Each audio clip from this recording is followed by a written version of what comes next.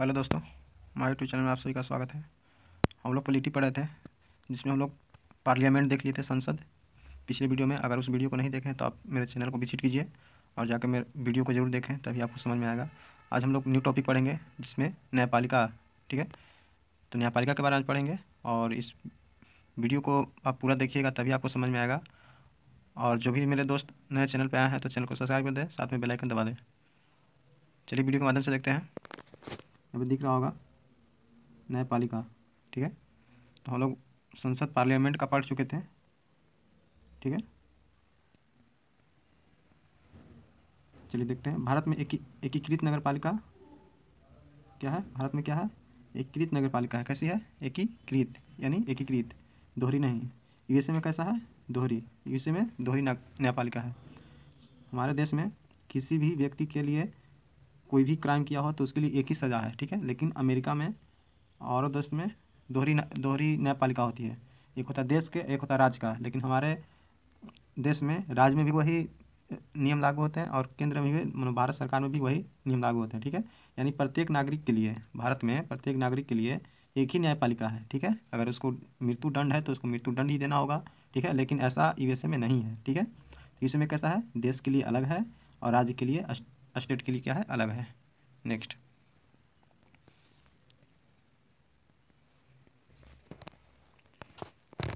और वीडियो में पूरा अच्छे से देखिए, आपको समझ में आएगा। इतना कंटेंट छोटे छोटे वीडियो में आपको दे देंगे कि आप कोई सोच नहीं पाइएगा। न्यायपालिका को बांटते कैसे हैं? तो सुप्रीम कोर्ट पूरे भारत में एक है। क्या है? सुप्रीम कोर्ट पूरे भारत में क्या है? एक है। कितने हैं? एक है।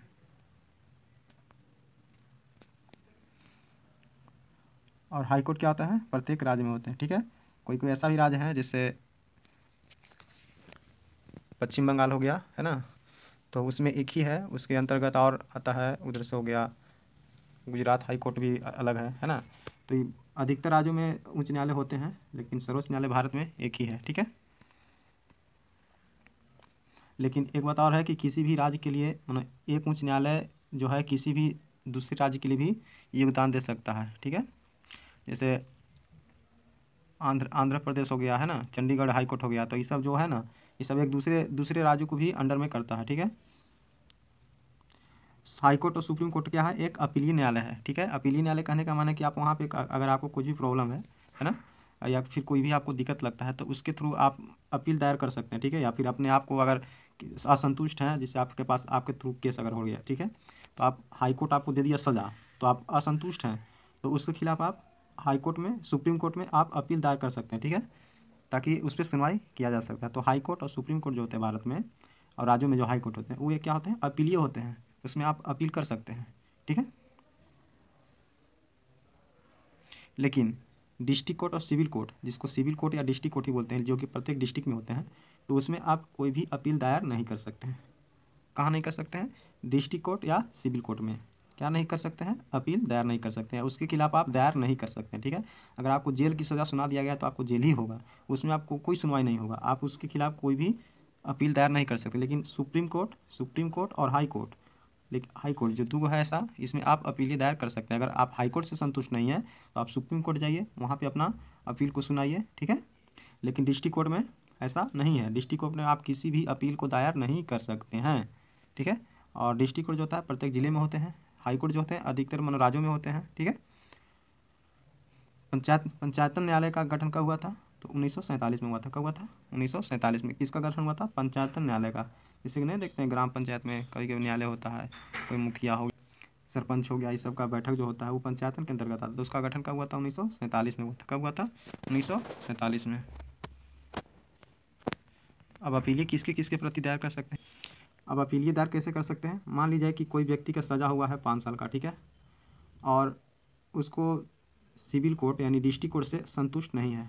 ठीक है, संतुष्ट नहीं है तो क्या करेगा? हाई कोर्ट में इसके प्रति दायर करेगा। किसके प्रति? हाई कोर्ट, डिस्ट्रिक्ट कोर्ट के प्रति, कि हमको 5 साल का सज़ा सुनाया है जो कि मेरे खिलाफ है, प्रावधान नहीं है, तो कहाँ जाएगा? हाई कोर्ट में दायर करेगा। अगर हाई कोर्ट से भी उसको संतुष्ट नहीं मिलेगा तो सुप्रीम कोर्ट जाएगा। ठीक है, तो ये कैसे होता है कि किसी भी असंतुष्ट के लिए, ठीक है, किसी भी, मान लीजिए कि एक व्यक्ति है, उसको सिविल कोर्ट यानी जिला न्यायालय में किसी व्यक्ति को 10 वर्ष की सज़ा हुआ है। ठीक है, 10 वर्ष की सज़ा सुना दिया गया है और वह व्यक्ति संतुष्ट नहीं है तो कहाँ दायर करेगा, हाई कोर्ट या सुप्रीम कोर्ट में क्या करेगा, दायर करेगा क्या, अपील, ठीक है, उसके प्रति कि हम इससे असंतुष्ट हैं, हमको इस पर फैसला सुनाया जाए।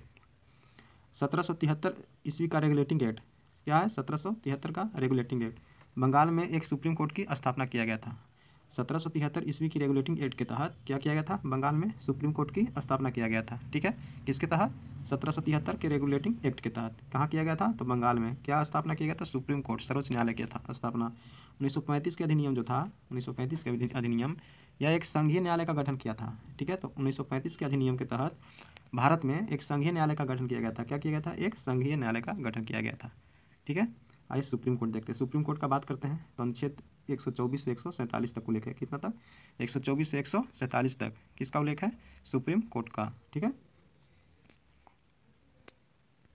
सुप्रीम कोर्ट का गठन कब हुआ था, कब हुआ था, तो 28 जनवरी 1950 को। कब हुआ था, 28 जनवरी 1950 को किसका गठन हुआ था, सुप्रीम कोर्ट, सुप्रीम कोर्ट के सर्वोच्च न्यायालय, उसका माल क्या होता है, सुप्रीम कोर्ट यानी सर्वोच्च न्यायालय। संविधान का आरंभिक संरक्षण कहा जाता है, ठीक है, संविधान का संरक्षक या अभिरक्षक, ठीक है, या अगर संविधान पे कुछ भी कोई खिलवाड़ करता है तो उसका निपटारा कौन करता है, सर्वोच्च न्यायालय। कौन करता है, सर्वोच्च न्यायालय, जिसको कस्टोडियन बोलते हैं। संविधान की संविधान की संविधान की मुख्य व्याख्या करने का मुख्य अधिकारी किसको बोलते हैं, तो सुप्रीम कोर्ट को बोलते हैं। किसको बोलते हैं, सुप्रीम कोर्ट को। क्या बोलते हैं, इस संविधान की व्याख्या करने का मुख्य अधिकारी किसको बोलते हैं, तो सुप्रीम कोर्ट को। क्या किसको बोलते हैं, सुप्रीम कोर्ट को। अब है अध्यादेश। अनुच्छेद 123 क्या कहता है कि राष्ट्रपति का यह पावर दिया गया है कि वह संसद के प्रति, है ना, संसद में अध्यादेश जारी कर सकते हैं। कितना के तहत, अनुच्छेद 123 के तहत।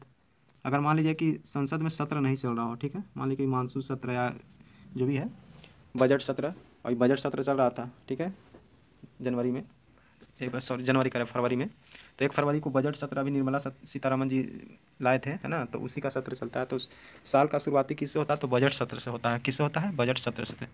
तो वही सर्वोच्च न्यायालय में अगर बजट नहीं चल रहा हो, है ना, सत्र नहीं चल रहा हो, तो उसके खिलाफ क्या करता है, सुप्रीम कोर्ट क्या लाता है, अध्यादेश लाता है, और कोई भी बिल रहता है उसको पास कर दिया जाता है राष्ट्रपति के द्वारा, ठीक है, सहमति से, ठीक है। 2 सत्र के बीच कितना का अंतर होना चाहिए, तो 6 महीना का अंतर होना चाहिए, ठीक है, 6 महीना से ज़्यादा अंतराल नहीं होना चाहिए। अनुच्छेद 124 के फर्स्ट, अनुच्छेद 124 के फर्स्ट कहता है कि भारत में एक सर्वोच्च न्यायालय होगा। किसका होगा, भारत में एक सर्वोच्च न्यायालय होगा। भारत में सर्वोच्च न्यायालय की स्थापना कब हुआ था, तो 1773 के रेगुलेटिंग एक्ट के तहत भारत में संविधान की सर्वोच्च न्यायालय की स्थापना हुआ था। कहाँ हुआ था, बंगाल में। पहला कहाँ हुआ था, बंगाल में, ठीक है। जब संविधान बना था, संविधान कब बना था, तो 1950 में। तो उस समय जजों की संख्या कितनी थी, तो 8 थी। उस समय जजों की संख्या कितनी थी, तो 8 थी। जब संविधान बना था तो उस समय सर्वोच्च न्यायालय में जजों की संख्या कितनी थी, तो 8 थी। कितनी थी, 8 थी, ठीक है। अब 8 क्या थे, तो न्यायाधीश यानी अन्य न्यायाधीश थे 8 को, और एक सीजीआई होते हैं। अभी हमारे वर्तमान में सीजीआई कौन है, डीवाई चंद्रचूड़ जी, ठीक है, 50वें हैं, ठीक है। तो एक क्या होते हैं, एक मुख्य न्यायाधीश होते हैं, और बाकी उनके जितने भी नीचे अधिका होता है वो सब अन्य न्यायाधीश होते हैं, उनका वकालत करते हैं, ठीक है। तो उस समय जब भारत आज़ाद हुआ था, उस समय संविधान जब बना था, तो उस समय सर्वोच्च न्यायालय में कितने वकील जज थे, तो टोटल 8 को। 8 में 7 अन्य न्यायाधीश थे, एक क्या थे, सीजीआई, एक क्या थे, सीजीआई, ठीक है। अब चलिए देखते हैं कब कब हमारे भारतीय संविधान के तहत सर्वोच्च न्यायालय में जजों की संख्या रही है, ठीक है। तो 1956 की बात करते हैं। 1956 की जब सरकार था तो उस समय बात करते तो 11 जजों की नियुक्ति हुई थी, जिसमें से 10 अन्य न्यायाधीश थे और एक सीजीआई थे, ठीक है। 1960 में बात करते तो 13 जजों की नियुक्ति की गई थी। कितना की गई थी, 13 1960 में, जिसमें 12 अन्य न्यायाधीश थे, एक सीजीआई, ठीक है। 77 में 17 जजों की नियुक्ति की गई। 1977 में कितना, 17 जजों की नियुक्ति की गई थी। 1977 में कितना, 17 जजों की नियुक्ति की गई थी। 1986 में 25 जजों की नियुक्ति, 1986 में 25 जजों की नियुक्ति, तो 24 प्लस 1, ठीक है।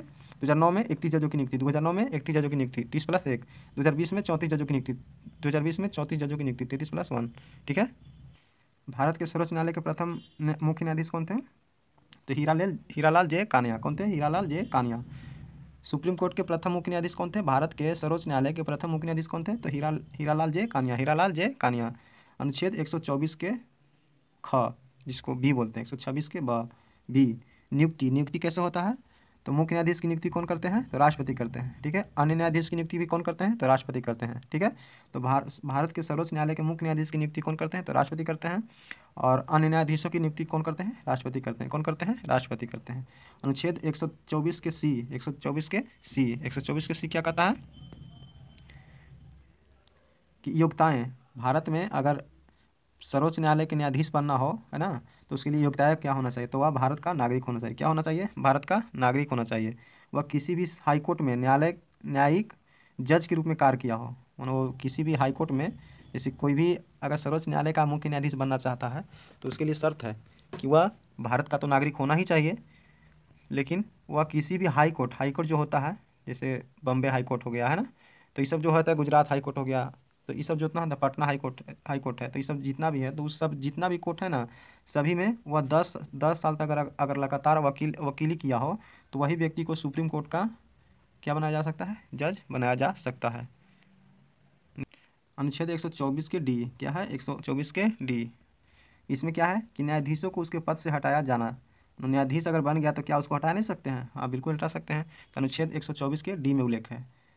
कैसे? सिद्ध कदाचार पर। अब मान लीजिए कि उसका कोई खंडन मिल गया है ना कि वो काम ऐसा किया है, तो उसको हटा सकते हैं, ठीक है। कैसे हटा सकते हैं? कि उसके प्रति अगर कोई खिलाफ मिल गया, ठीक है, तो तब उस स्थिति में कदाचार अगर पकड़ा जाता है तो उस स्थिति में उस जज को क्या किया जाता है? हटा दिया जाता है। असमर्थता, अगर वह जज की वकालत करने के लिए असमर्थ हो तो उस स्थिति में भी उसको हटा दिया जाता है, ठीक है। अगला है संसद किसी भी सदन में हटाने जाने की प्रक्रिया लाया जा सकता है। अगर किसी भी सुप्रीम कोर्ट के मुख्य न्यायाधीश या अन्य न्यायाधीश को हटाना हो तो वह क्या लाया जा सकता है? उसके प्रति संसद में हटाने के लिए उसको क्या बिल लाया जाता है, ठीक है। संसद के कितने अंग होते हैं? 2, लोकसभा राज्यसभा। कितने होते हैं? लोकसभा राज्यसभा। तो संसद के किसी भी सदन में लाया जा सकता है।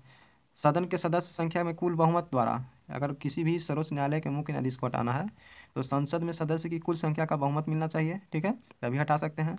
इसके बाद विशेष बहुमत द्वारा सदन के सदस्य का 2/3 भाग, यानी कहने का माने कि 100 गो है, ठीक है, तो 2/3 कहने का माने, है ना, तो इसको 33 को अगर इसको सपोर्ट कर देगा, ठीक है, 33 को MLA MP सब सपोर्ट कर देगा तो उसको सर्वोच्च न्यायालय के मुख्य न्यायाधीश या फिर अन्य न्यायाधीशों को हटाया जा सकता है।